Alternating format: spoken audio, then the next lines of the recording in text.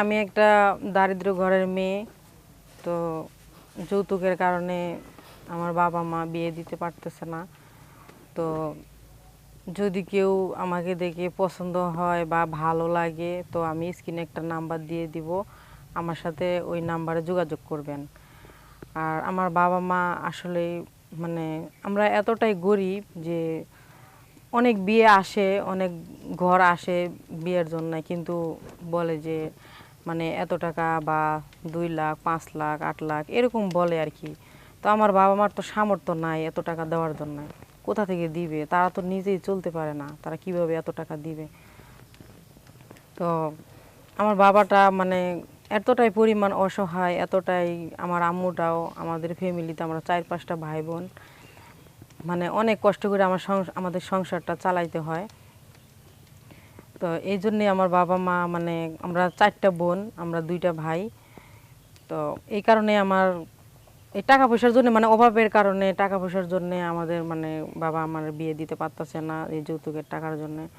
তো যদি এরকম কোনো ছেলে বা আমারে দায় দায়িত্ব নিতে চায় বা আমারে পছন্দ করে বা ভালোবাসে, বিয়ে করে আমার আমার মানে নিজের এইভাবে নিতে চায়, নিজের দায়িত্ব নিয়ে যদি সব কিছু করে নিতে চায়, তো আমি অবশ্যই যাব। যদি আমারে কারো বা পছন্দ হয়, অসহায় মেয়েটারে দেখে যদি কারো মানে একটু বা মায়া হয়, তো এটাই আর কি। তাহলে আমার সাথে মানে ওই যে স্ক্রিনের নাম্বার দিয়ে দেবো, ওই নাম্বারে আমার সাথে যোগাযোগ করবেন। আর বেশি কিছু বলতে চাই না, খারাপ লাগে, কারণ বাবা মা ফ্যামিলিটা এতই পরিমাণ মানে কষ্ট, অসহায় আমরা, যে ভাই বোনগুলো নিয়ে চলতে বা ফিরতে অনেকটাই কষ্ট হয়ে যায়। তো এটাই আর কি। অসহায় গরিব, আপনার শরীরে কি মানে শরীরে কি গরিব লেখা আছে? শোনেন, মানুষের শরীরে গরিব কি কখনো লেখা থাকে? কখনোই লেখা থাকে না, ঠিক আছে? তাহলে কি আপনি যে বলতেছেন আপনি অসহায় গরিব, আপনার তো ফ্যামিলিতে সবই আছে মোটামুটি। হ্যাঁ, সব থাকলে কি হবো, কিন্তু আর্থিক দিকটা তো দেখতে হবে, তাই না? টাকা পয়সার দিক দিয়ে তো দেখতে হবে, বোঝেন নাই? তো এখন আপনি প্রতিবেদন যে ভিডিও করতেছেন, প্রতিবেদন করার কারণ কি?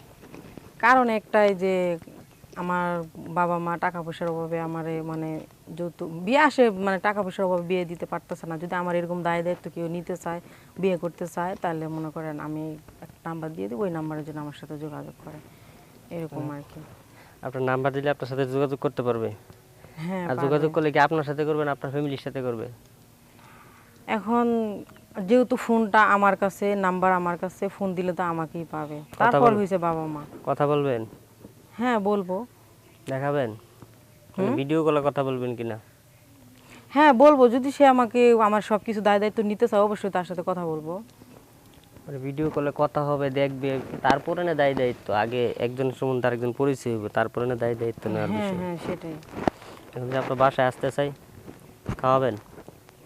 হ্যাঁ, বাসায় আসতে চায়। বাসায় এসে খাওয়াবেন কিনা বাসায় আসলে? হ্যাঁ, যদি সে আসে, ওরে গেস্ট হিসাবে অবশ্যই আপ্যায়ন করব, সমস্যা কি? করবেন আপ্যায়ন? হ্যাঁ।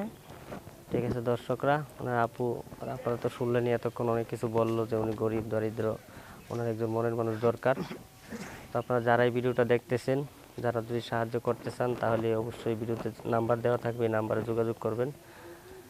তো আজকের মতো এখান থেকে বিদায় নিলাম। আল্লাহ হাফেজ।